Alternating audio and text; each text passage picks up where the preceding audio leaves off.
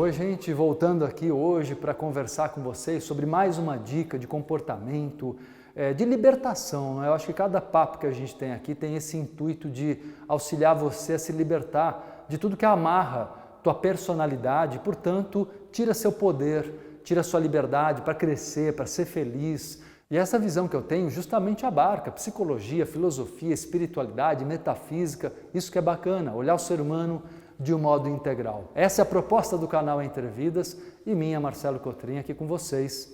Olha, eu vou dizer para vocês, uma das coisas que eu observo em todos os meus anos de trabalho como terapeuta, com tanta gente, como palestrante motivacional, é observar o medo que as pessoas têm da crítica. Um medo que é muito maior que a própria realidade. De onde vem o medo da crítica? Vamos falar sobre crítica, não é?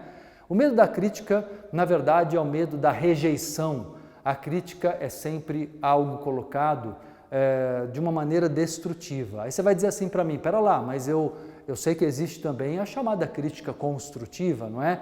É aí que eu queria dizer para você.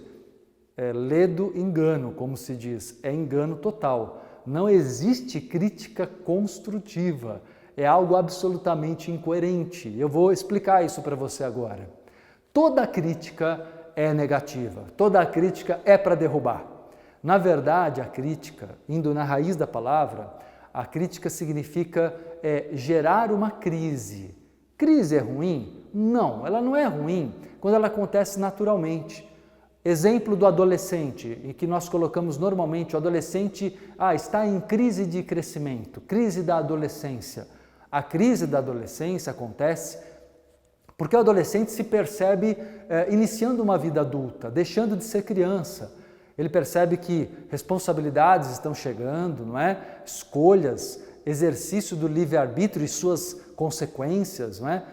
O lado afetivo, sexual, tudo está amadurecendo nele. Essa é a chamada crise da adolescência. Então a crítica não seria positiva? Não, porque a crítica seria provocar uma crise de fora para dentro.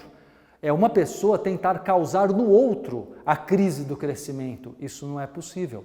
Nós podemos até ajudar, como eu estou ajudando vocês agora, nós podemos estimular, mas você não pode ser o responsável por fazer uma pessoa entrar em crise de crescimento. Ela precisa desejar, ela precisa estar minimamente pronta, ela precisa estar receptiva. Como o adolescente está fisicamente, hormonalmente, mentalmente já apto para crescer.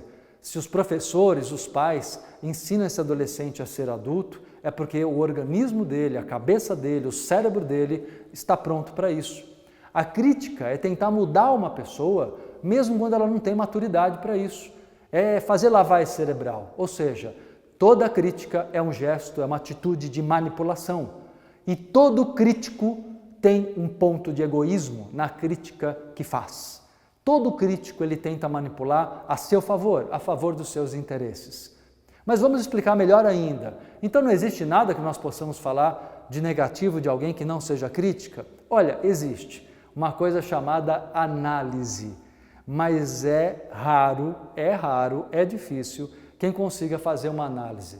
A análise seria uma visão que eu diria não é nem pessoal nem impessoal, é uma visão transpessoal, como se fosse um olhar do alto, um olhar de cima. Por que transpessoal? Porque uma visão pessoal vem o interesse, não é? O egoísmo.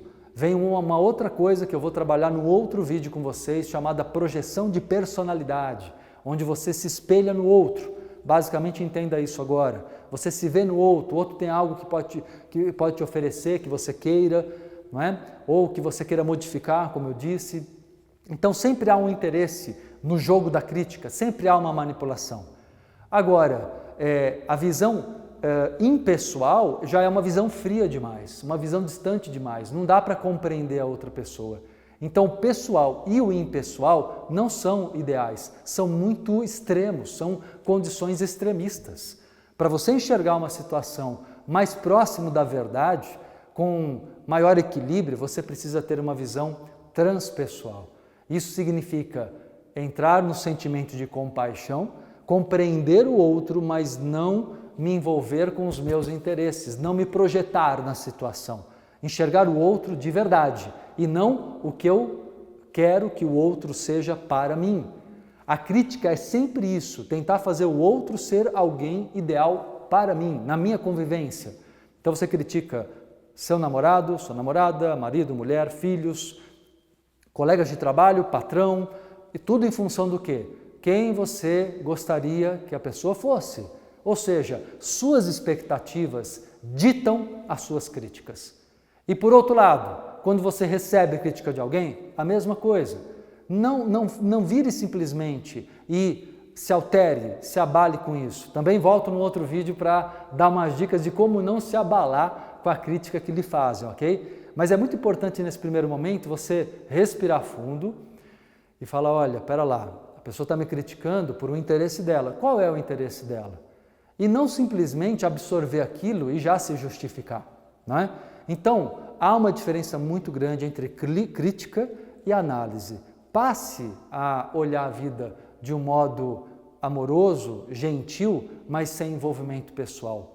Passe a entender que cada pessoa que lhe critica tem, a grande maioria, não é? Das críticas, todas elas na verdade, mas a grande maioria critica e não analisa. Então a grande maioria tem interesse pessoal na sua mudança. Se respeite, vá no seu ritmo, ouça as pessoas, mas não se exija uma mudança, não crie para si uma crise se não for o seu momento, ok? Bom, gente, estou com vocês aqui, lembro, 3 vezes por semana com vídeos inéditos, às terças, quintas e domingos, e quero muito a sua opinião, então participa, dá a sua opinião, perguntas aqui embaixo do vídeo, né? E se você gostou, curte esse vídeo para eu poder ter esse retorno de vocês e ainda mais, se inscreva para receber em primeira mão o comunicado de cada vídeo publicado.